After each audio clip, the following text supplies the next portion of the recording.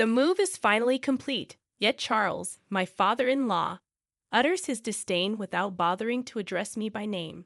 His usual arrogance is unmistakable, and though he doesn't explicitly call me out, it's evident he's directing his words at me. I've endured his attitude until now, but I've reached my limit. As I pause from wiping the table, I shoot a defiant glare at Charles, who doesn't even bother to meet my gaze. "I'll be out by today," I declare, and Charles responds with a mocking laugh, reveling in his satisfaction. His words cut deep, branding me as a mere parasite and trash. He envisions a life refreshed once I'm gone, oblivious to the profound changes his own lifestyle has undergone over the years. Allow me to introduce myself. My name is Grace, and I recently turned 40. I'm married to William and currently residing with my in-laws. Despite several years of marriage, we remain childless, and there's no intention or possibility of having children.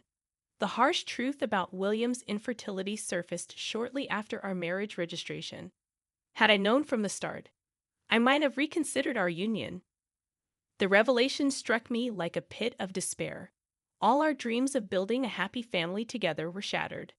William, with apparent sincerity, had discussed our future children, even contributing to naming them. Little did I know, it was all a facade, a betrayal concealed beneath the guise of a promising future. Despite the profound disappointment, divorce wasn't a simple option for me. We had committed to being a family with the in-laws, who we considered our parents. Reporting a divorce a day after joining the family felt like a breach of trust. Living with the in-laws only intensified the inevitable question of when we would have children. Upon revealing our infertility, the in-laws reacted with fury. To them, a woman unable to bear children was deemed useless and deserving of immediate expulsion. Charles, my father-in-law, took the lead in treating me as a servant, stripping away any semblance of dignity. In their house, I was perpetually relegated to eating alone in the kitchen.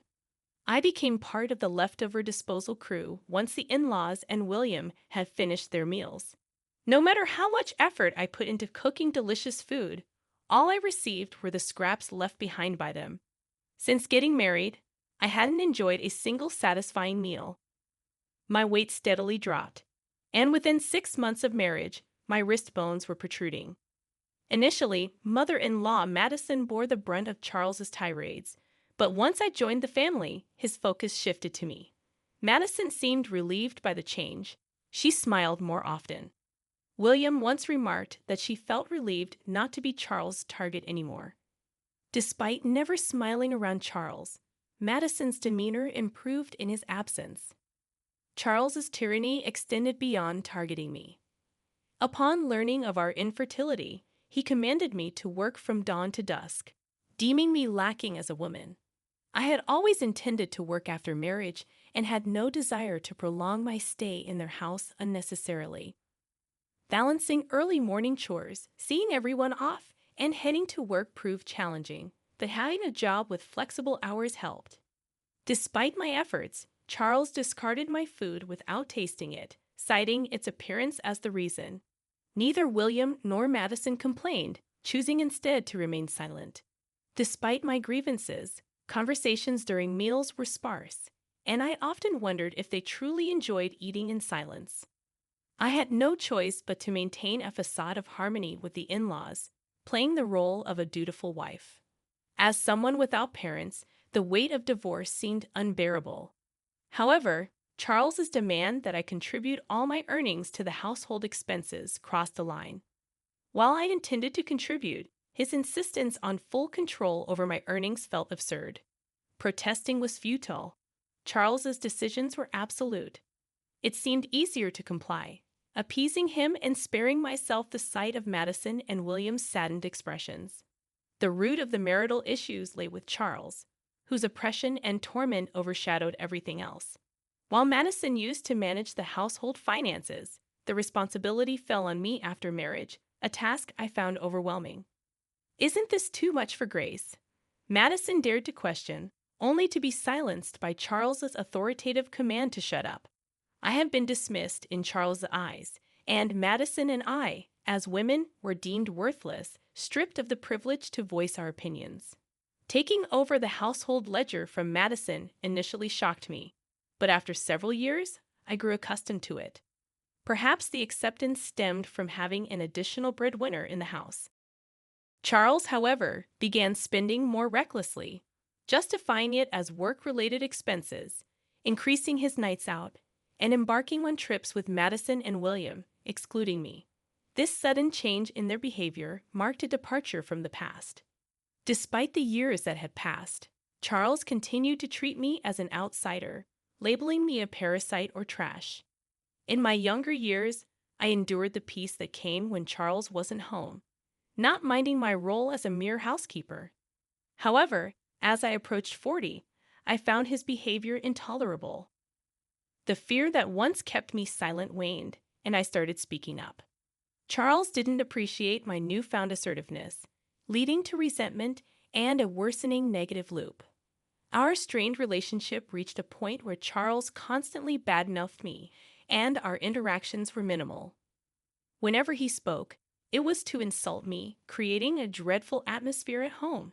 Despite the escalating tension, I refused to comply when Charles demanded I leave the house. I snapped back, questioning where I could go knowing I had no parents. Charles, fueled by anger, slammed glasses onto the table, breaking them in the process. Tired of enduring the constant yelling, I deviated from my usual apology and spoke sharply to Charles. I pointed out that he should calm down in his older age. Unaccustomed to such defiance, Charles became furious, asserting his dominance as the master of the house, declaring that a wife like me shouldn't have opinions. Frustration reached its peak, and I confronted Charles head-on, expressing my years-long desire to be treated like a human. He retaliated, escalating to grabbing me by the collar and vehemently declaring that a person like me wasn't needed in his house. The force of his words was enough to shake the furniture, and in that moment, I was pushed away. I should have offered an apology right then and there, but I could no longer contain my frustration. "Fine, you want me to leave. That'll make you happy, right, Charles?" I looked up at him, unable to stay silent any longer. "Yes," he spat out, condescendingly looking down on me. "Then I'll do it," I declared. He stormed off to his room with a loud noise, and I, now a bit calmer, started cleaning the living room that Charles had dirtied. Madison came to check on me with a worried look, but she left without saying anything, returning to her room. I felt like I had no place in this house anymore. Neither William nor Madison would protect me, and years of endurance exploded, making me feel even more isolated. The next day, as usual, I got up early and began my routine. Charles woke up and entered the living room, sitting on the sofa, leaning back, and spreading the newspaper without even glancing at me. Then, without looking up, he asked, "Finished moving yet?" There was no way I could have moved out so soon after yesterday's events. I didn't even think he was serious. I thought it was just a drunken outburst, not something he meant. This was about leaving the house, right? "When will you leave? You have no right to live here anymore," Charles said, still not looking at me. I stopped wiping the table and turned to face him. If he was serious about wanting me to leave, then I would respond seriously.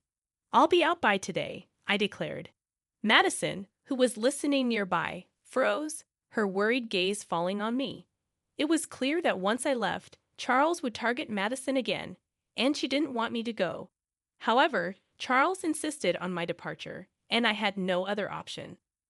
Charles laughed loudly, likely satisfied that he was getting his way. I rushed out of the living room, quickly packed my things, and left the in-laws' house. I hadn't decided where to go, but I felt liberated. I sent a message to William, who was already out, asking him to divorce me. A lawyer would contact him, and then I turned off my phone. Over the next few days, I found a lawyer and had them contact William and the in-laws. Charles, thinking divorce was inevitable, pressured William into signing the papers quickly.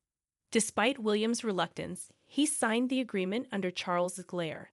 I signed in front of the lawyer, and the divorce was finalized.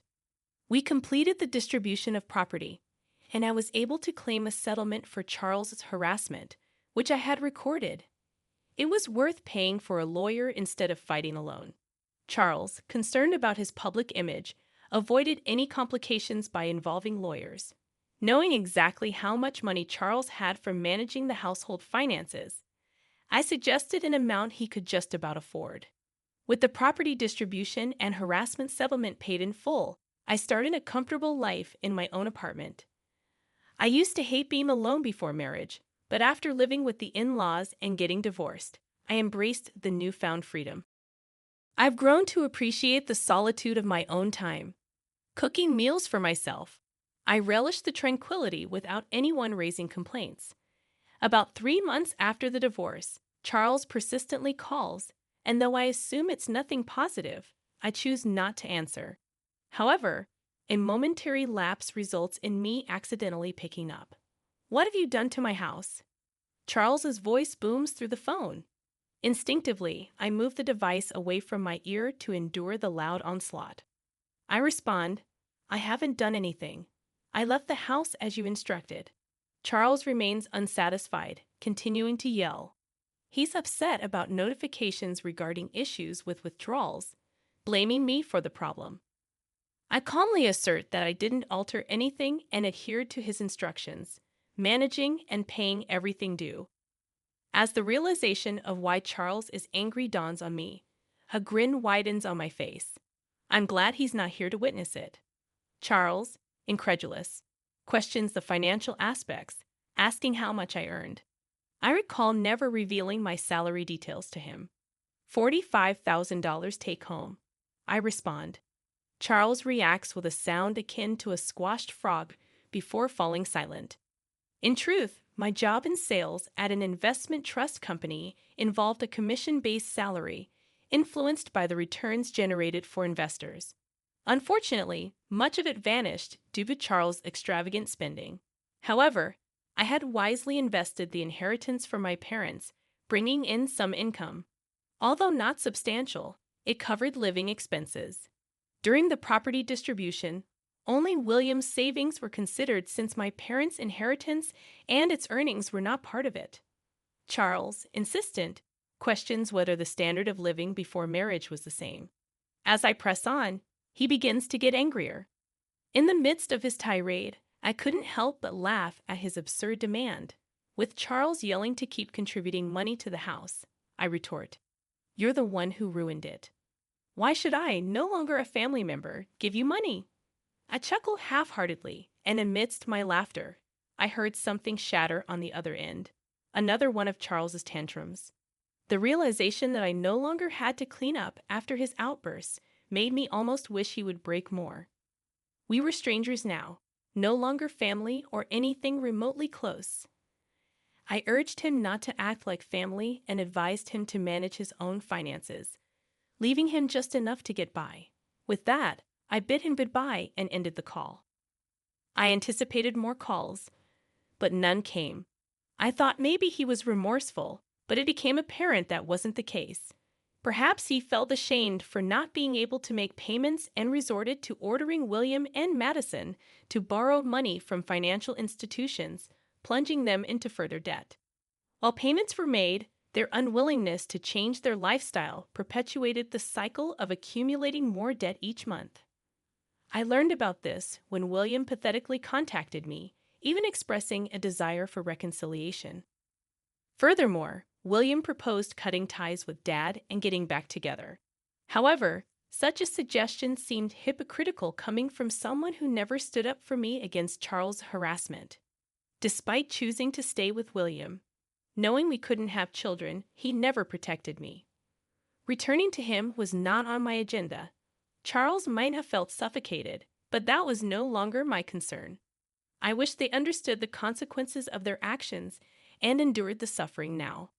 The in-laws struggled with debt, yet they couldn't bring themselves to reduce their lifestyle standards. Charles, now a contract worker with a reduced salary, joined Madison and William in part-time security jobs. It wasn't just Charles. It was also Madison and William, persisting in maintaining their living standards despite being at their limits. I used to be desperate to protect William, but now I lived for myself.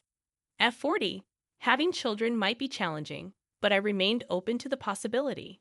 Before the divorce, Waking up felt like a chore, but now I woke up feeling refreshed, eagerly anticipating a better